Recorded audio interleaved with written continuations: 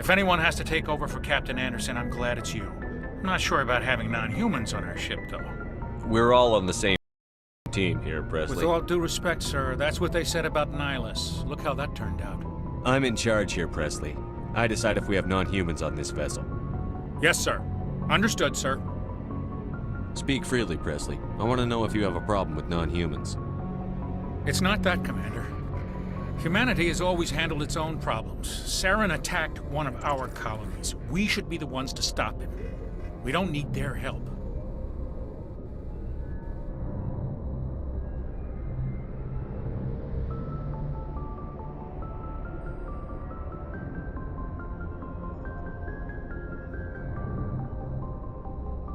Some people think asking for help is a sign of weakness. That's just being stupid and stubborn. No matter how strong you are, allies can make you stronger. I guess so. Maybe I'm just stuck in the old ways of thinking. But don't worry, Commander. This won't be a problem. How did you end up assigned to the Normandy? I signed up with the Alliance as a navigator right out of school, following in my grandfather's footsteps, I guess. My first posting was on the Agincourt. We were one of the first reinforcements to arrive at Elysium after the Blitz hit. Those raiders were no match for an Alliance frigate. Of course, the only reason the colony was still standing was because of you, Commander. I can't believe you held out as long as you did. How'd you end up on the Normandy? I got my officer's commission after Elysium. Must have made an impression on the right people. Captain asked for me when he was picking his crew.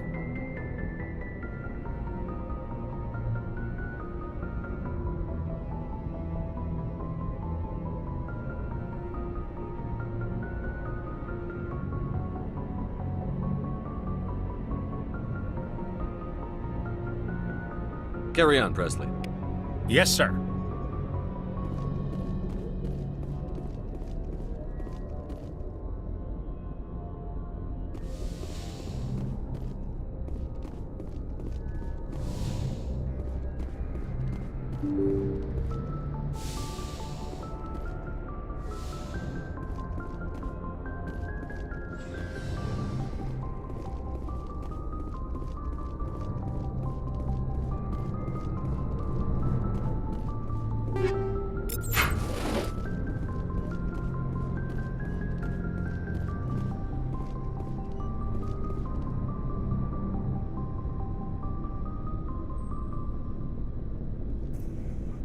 Anything you need, Commander?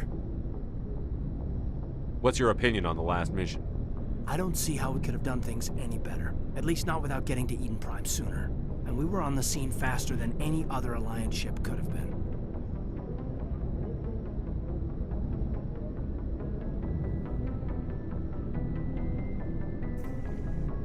Just trying to get a sense of where the crew's at. Thoughts? I've wasted enough of your time for now, Commander. We'll have time for personal debriefings later. We'll talk another time, Lieutenant. Commander?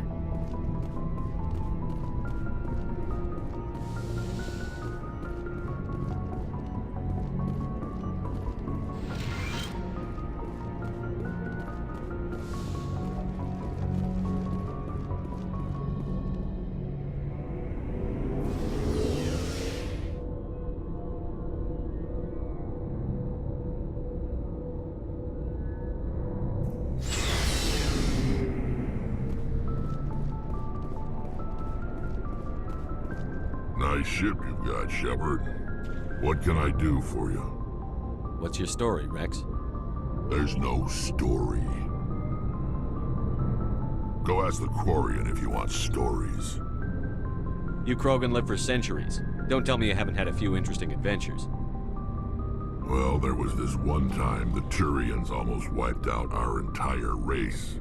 That was fun. I heard about that. You know, they almost did the same to us. It's not the same. It seems pretty much the same to me. So your people were infected with a genetic mutation? An infection that makes only a few in 1,000 children survive birth? And I suppose it's destroying your entire species? I suppose it isn't all the same. I don't expect you to understand, but don't compare humanity's fate with the Krogan. I was just making conversation. I wasn't trying to upset you. Your ignorance doesn't upset me, Shepard. As for the Krogan, I gave up on them long ago. The genophage infected us, but it's not what's killing us.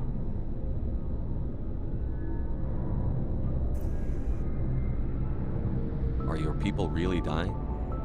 We're sure not getting any stronger. We're too spread out. None of us are interested in staying in our own system.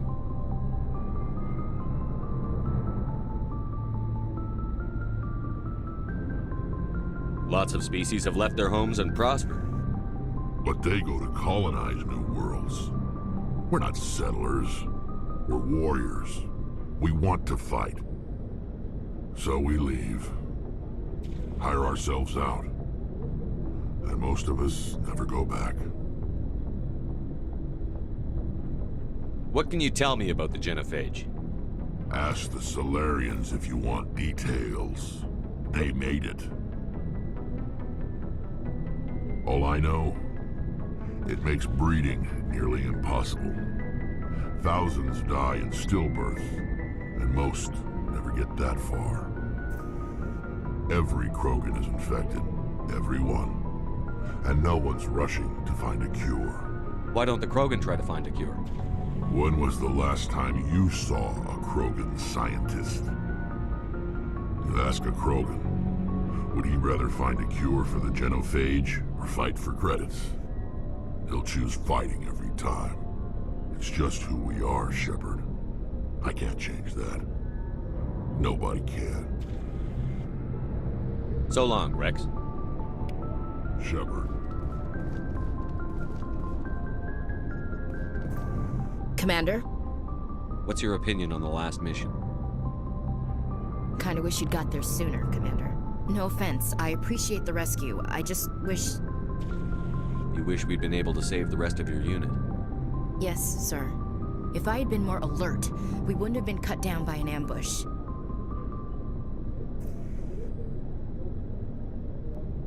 The Geth are perfect ambushers. They don't move, they don't make noise, they don't even breathe. Sir, they have flashlight heads. I'll make sure it doesn't happen again.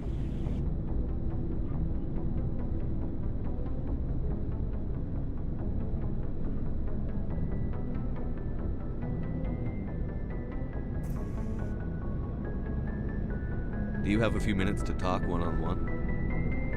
I'm sorry, Commander. I need to get my duty squared away. I wouldn't mind talking more later, though. Dismissed, Chief. Sir.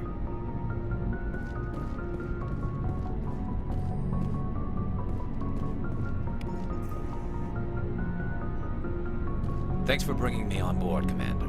I knew working with the Spectre would be better than life at CSEC.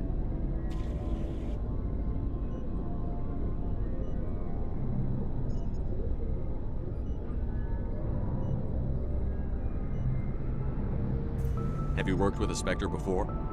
Well, no, but I know what they're like. Spectres make their own rules. You're free to handle things your way.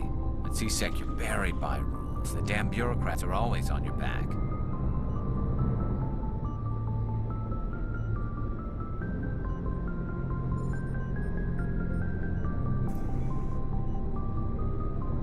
For the most part, the rules are there for a reason. Maybe.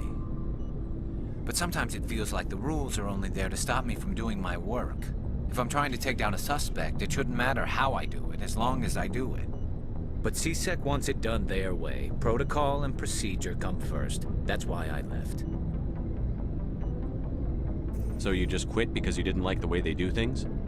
There's more to it than that. It didn't start out bad, but as I rose in ranks, I got saddled with more and more red tape. CSEC's handling of Saren was typical. I just couldn't take it anymore. I hate leaving.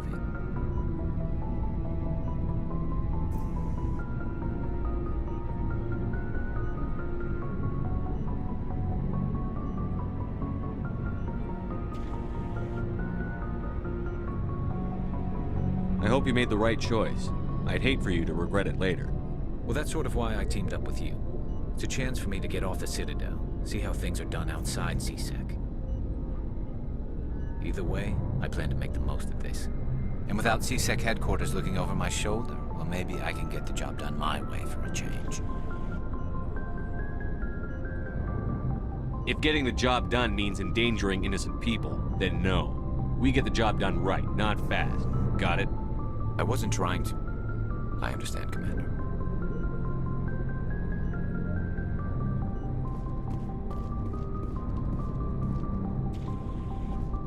Hey, Commander. Looking for some extra supplies before you head out? What have you got? Whatever you want.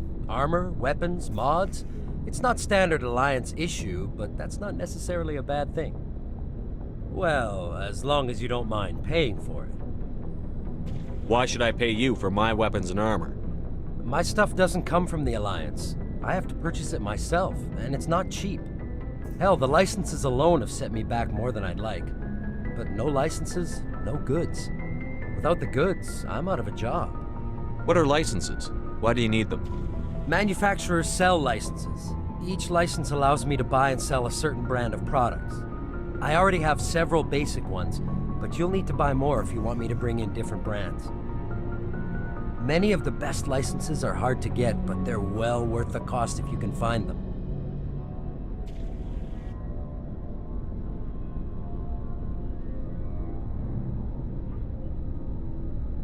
What do the different manufacturers offer?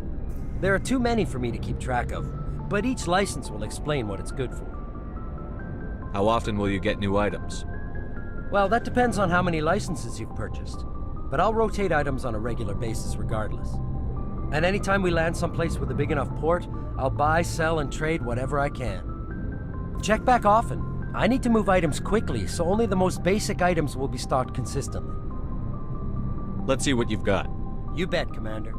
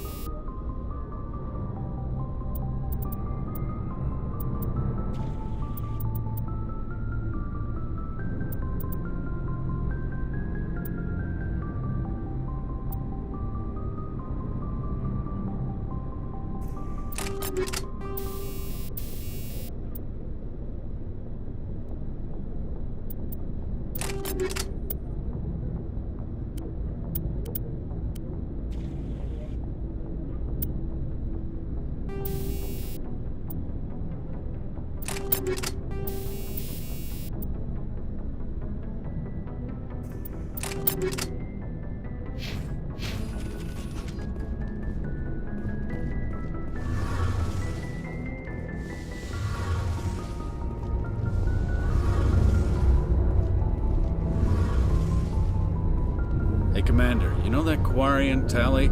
She's been spending all her time down here asking me about our engines.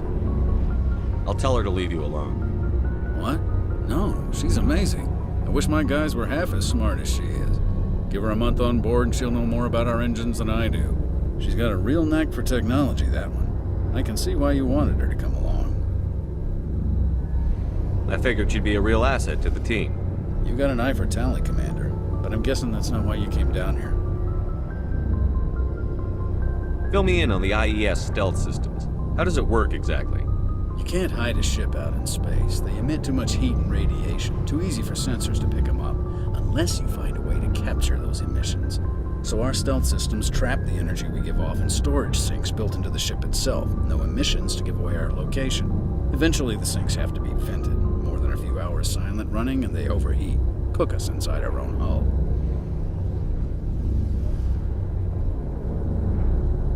There's no way for anyone to detect us?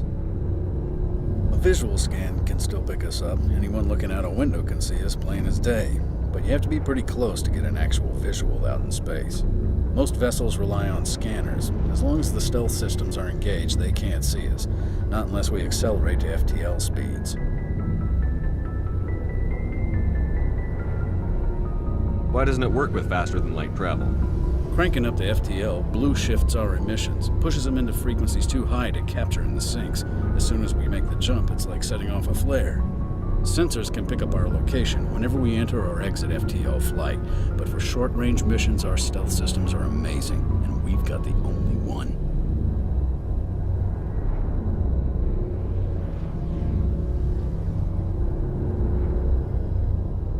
Where else have you served, Adams? If you name a class of Alliance ship, I've probably served on it. Everything from dreadnoughts and carriers right down to frigates like the Normandy.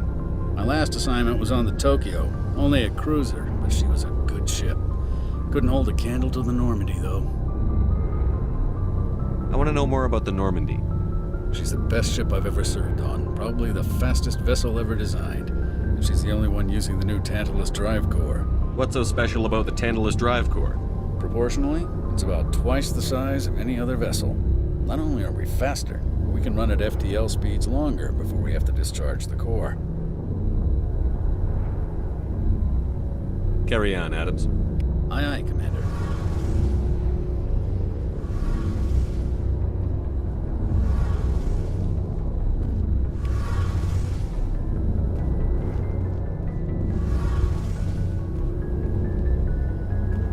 Your ship's amazing, Shepard.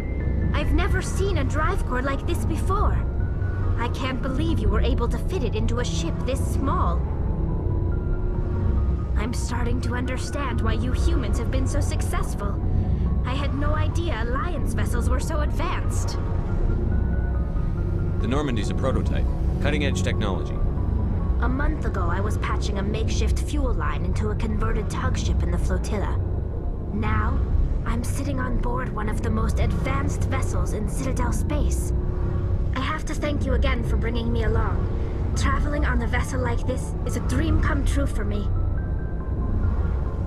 I had no idea you found ship technology so interesting. It comes with being a Quarian. The migrant fleet is the key to the survival of my people. Ships are our most valuable resource. But we don't have anything like this. We make do with cast-offs and second-hand equipment. We just try to keep them running for as long as we can. Some of the fleet's larger vessels date all the way back to our original flight from the Geth. I can't believe your fleet's still using ships that are 3 centuries old. They're constantly being repaired, modified, and refitted. They aren't pretty, but they work. Mostly. We've tried to make ourselves as independent as possible on the flotilla, grow our own food, mine, and process our own fuel. But some things we just can't make on our own. A patch to maintain the hull integrity requires raw materials we just don't have. That's why our pilgrimages are so important. Tell me about your people. Our lives aren't easy. Resources are scarce, and we are constantly on the move. Everything we do must in some way contribute to the continuation of the migrant fleet. There are 17 million Quarians in the flotilla, and each of us relies on the others for survival. The bonds among my people are strong. Unfortunately, we have had to surrender many of the freedoms and civil liberties other species take for granted. What kind of freedoms? Well, it's illegal for parents to have more than one child. If our population grows too much, it would strain our resources to their breaking point. Of course, we also can't allow our numbers to become too few. If our population is in decline, the rule against single births is temporarily repealed. In extreme cases of population decline, incentives are even offered to encourage multiple births, though the Conclave hasn't had to take such measures in nearly a century.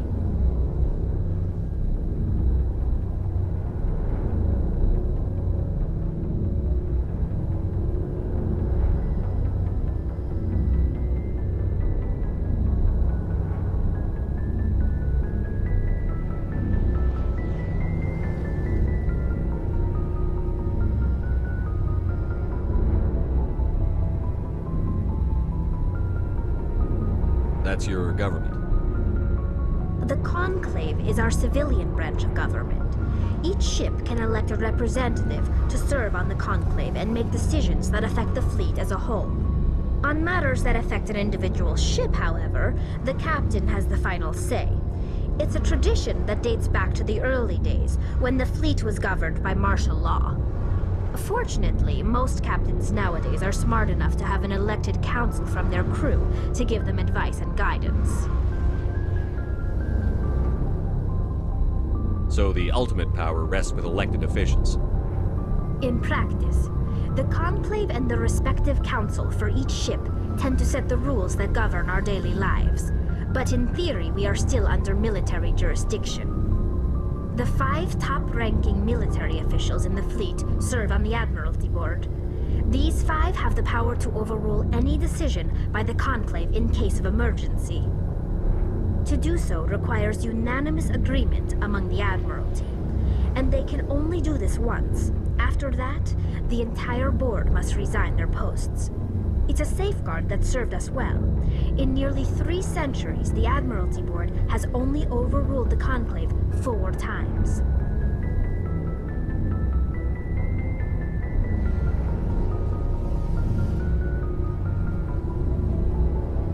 I want to know more about the Geth. I doubt I can tell you anything you don't already know. It's been almost 3 centuries since they drove my people into exile. All I know is the story of their origins, what they were when we created them, and how they turned on us. Interesting. The Geth were originally created to serve as an automated manual labor force. Initially, their intelligence was as limited as any VI. Over time, we made small modifications to their programming to allow them to perform more varied and complex tasks, bringing them closer and closer to true AI status.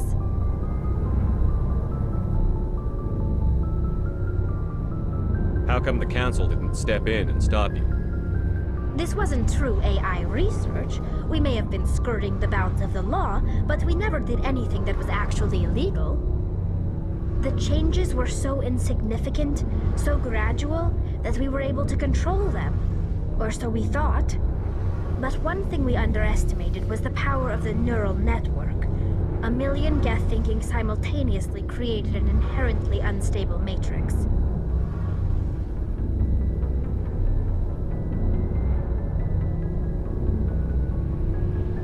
So, the Geth share brain power? Many of the Geth's logic systems were designed to work in concert with other nearby Geth. Basically, the more of them you have in a group, the smarter they are.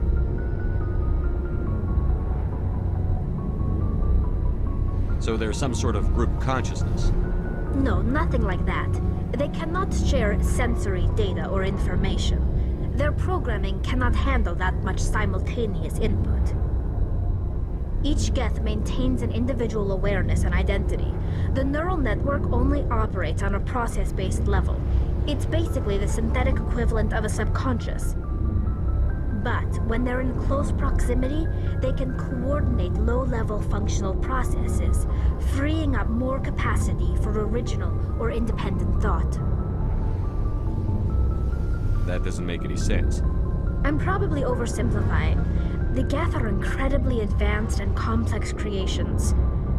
All you need to know is that they get smarter when they gather in large numbers. As we built more and more Geth, their effective intelligence became more sophisticated, more abstract. One day, a Geth began to ask its Quarian overseer questions about the nature of its existence. Am I alive? Why am I here? What is my purpose? As you can imagine, this caused a near panic among my people.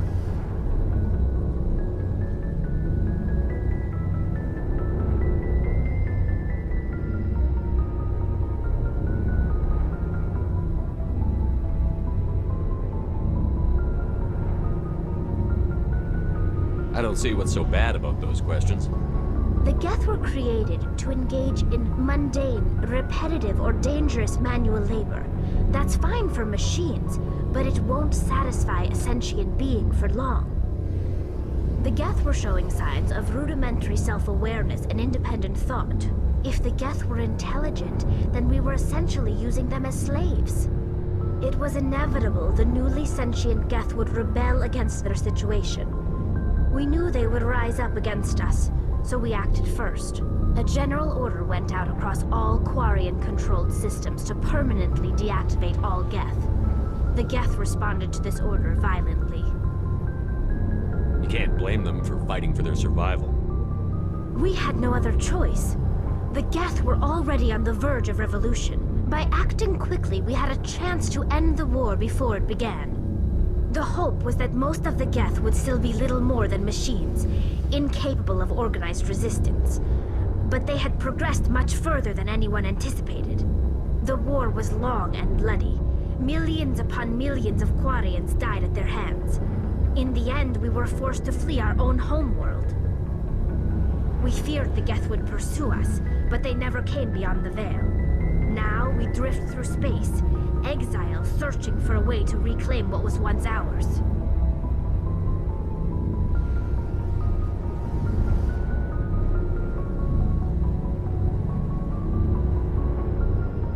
It's hard to feel sorry for you. Your ancestors tried to wipe out another species. We made a mistake when we created the Geth in the first place, but we did not make a mistake when we went to war against them. If we had not acted, they would have wiped us out. They're a synthetic life form. They have no use for organics. None. Why do you think they cut themselves off from the rest of the galaxy? Why do you think they've killed every organic being who's ever tried to contact them?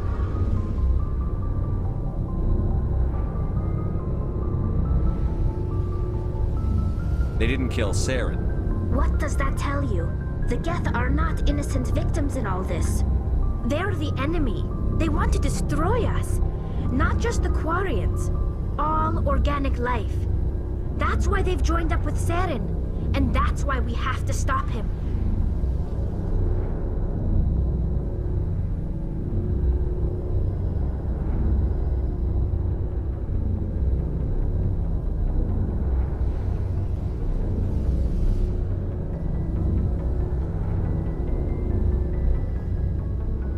I want to know more about the pilgrimage. When my people reach maturity, we leave our birth ships and seek acceptance with a new crew. It's necessary to maintain genetic diversity among the fleet.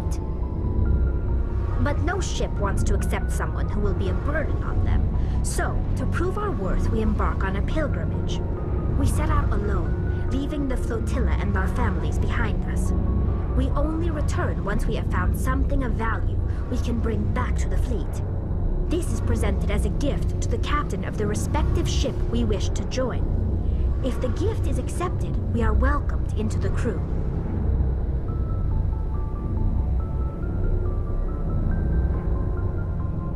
Can a captain choose to reject the gift?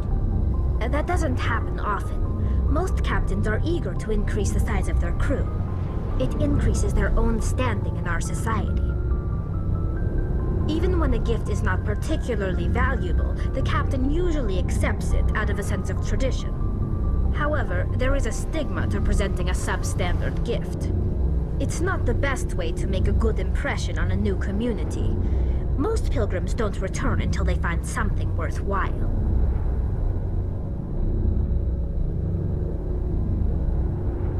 I can't believe they just send you off alone. It's not like they just cast us out.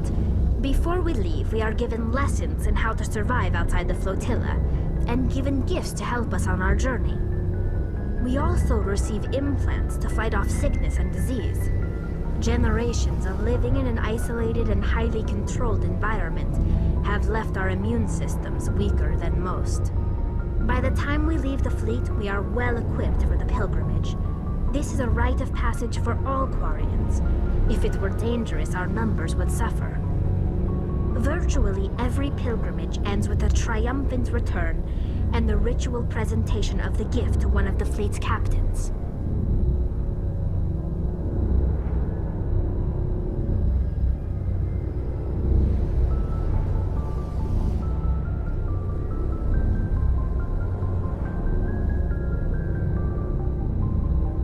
I want to talk about something else. Like what?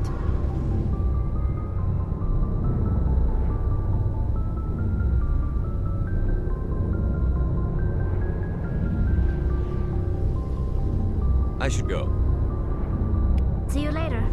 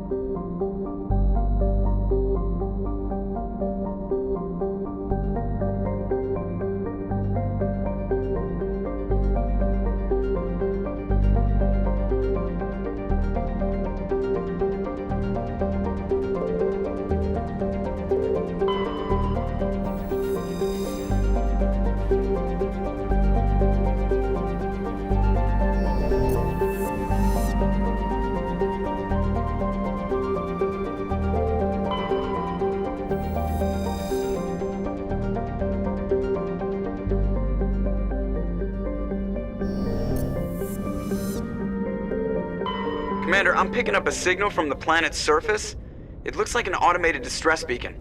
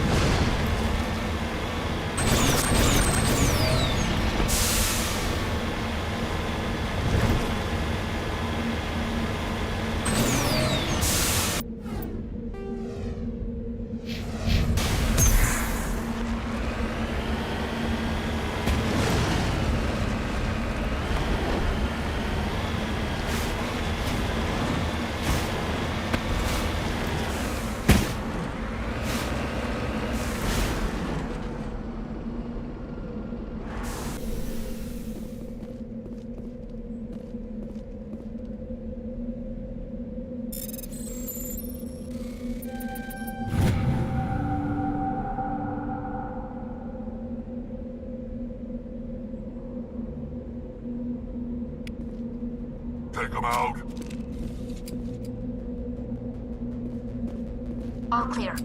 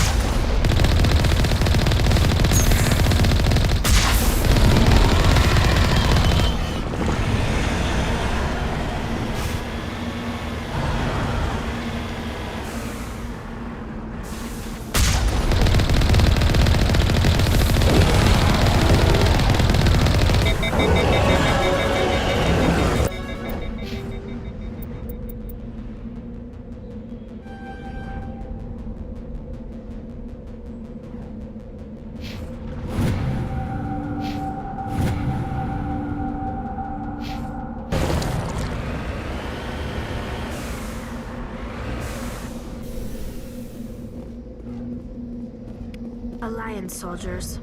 Looks like they were lured here by the distress beacon. Looks like these men were under Admiral Kahoku's command. He'd want to know what happened here.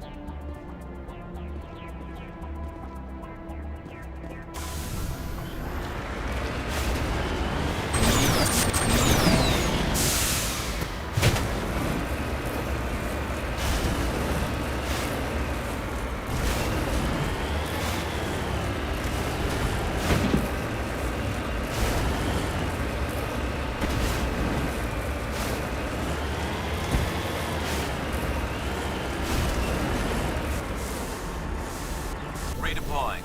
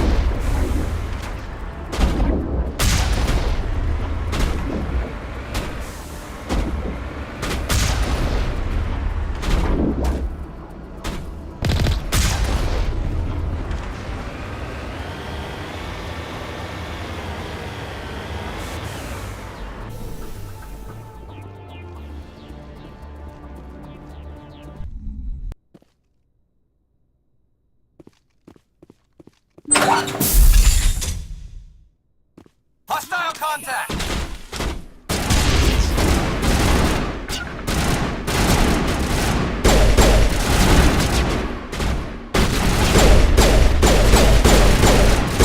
Shields disabled!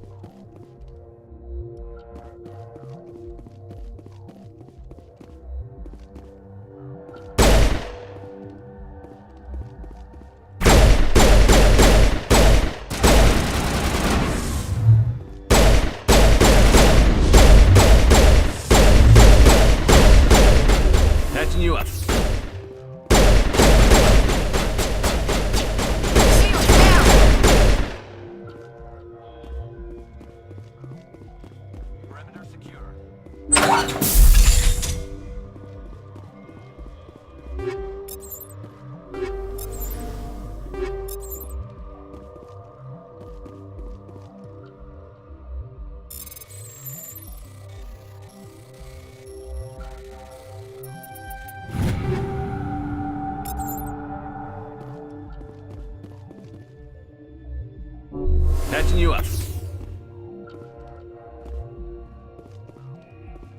Just lead the way.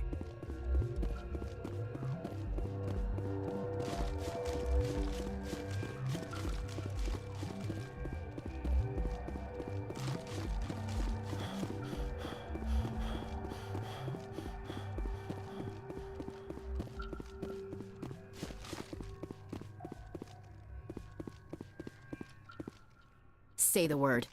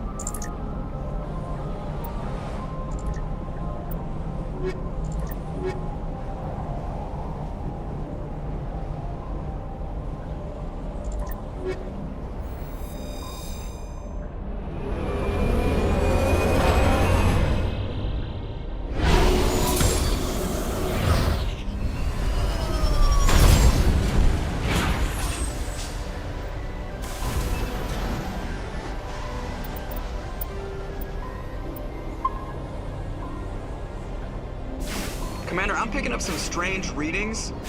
Really strange, like off the damn charts. It looks like it's coming from an underground complex a few clicks away from the drop zone.